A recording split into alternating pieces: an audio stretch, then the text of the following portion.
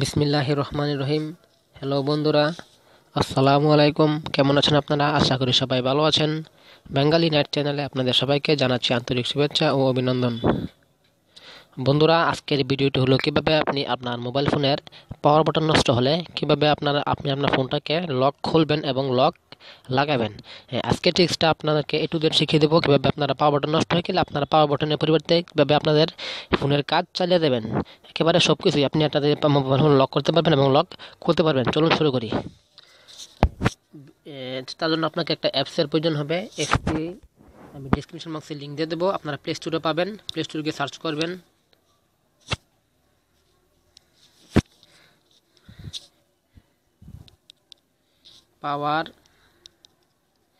Power button to volume button, power button to volume button,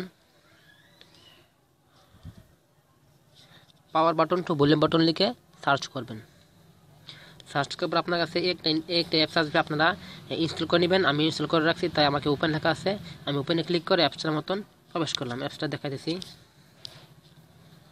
দেখুন এই অ্যাপসটা এখন অ্যাপসটার মধ্যে প্রবেশ করার আগে আপনারা চলে যাবেন সেটিংসের মধ্যে। সেটিংস যাওয়ার পর চলে যাবেন সিকিউরিটি, ডিভাইস অ্যাডমিনিস্ট্রেটরস, তারপর নিচে দেখবেন ভলিউম পাওয়ার। এটার মধ্যে আপনারা ক্লিক করে অ্যাক্টিভ করে দেবেন। অ্যাক্টিভ করার পর আপনারা বের হয়ে চলে আসবেন আপনাদের অ্যাপসের মধ্যে। ভলিউম পাওয়ার মধ্যে ক্লিক করে আপনারা অ্যাপসের মধ্যে প্রবেশ করে এই নিচের দুটোটাকে টিক মার্ক দিয়ে দেবেন। তারপর উপরে এটার মধ্যে একটা ক্লিক করে দেবেন। উপরে ক্লিক করার পর আপনারা দেখা যাচ্ছে, দেখুন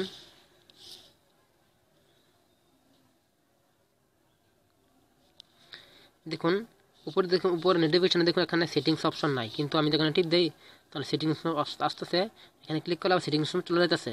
এখন আপনারা এটাকে টিক করে এনাবল করে দেবেন। দেখুন নিচে লেখা আছে ভলিউম পাওয়ার ইজ কারেক্টলি এনাবলেড, মানে আমার এনাবল হয়ে গেছে। এখন আপনারা কীভাবে পাওয়ার বাটনের কাজ চালাবেন, আপনারা নোটিফিকেশন টান দিয়ে এখানে আপনারা পরে দিয়ে আপনারা এখানের মধ্যে একটা ক্লিক করবেন, টার্ন অফ স্ক্রিন। এটার মধ্যে একটা ক্লিক করলে আপনার মোবাইলটা অটোমেটিকলি অফ হয়ে যাবে। অর্থাৎ আপনারা এভাবে পাওয়ার বাটনে ক্লিক করে লক লাগিয়ে দেন, এভাবে লক লাগা যাবে। আবার খোলার সময় আপনারা আপনাদের ভলিউম বাটনে ক্লিক করবেন, উপরের বাটন বা নিচের বাটন যে কোনো একটার মধ্যে ক্লিক করবেন, তাহলে আপনার মোবাইলটা আবার লক খোলার জন্য অপশন চলে যাবে। আপনারা লকটা খুলতে পারবেন, অর্থাৎ আপনার মোবাইলে আলো চলে আসবে। আজকের ভিডিওটা এই পর্যন্তই। এভাবে আপনি খুব সহজে করতে পারবেন। আর গত ভিডিওটা ছিল যে কীভাবে আপনারা আপনাদের ফোনের হোম বাটন নষ্ট হলে কীভাবে কী করবেন এবং রিসেন্ট অ্যাপস বাটন নষ্ট হলে কীভাবে কী করবেন। ডিসক্রিপশন বক্সে আমি লিঙ্ক দিয়ে দেবো গত ভিডিওর।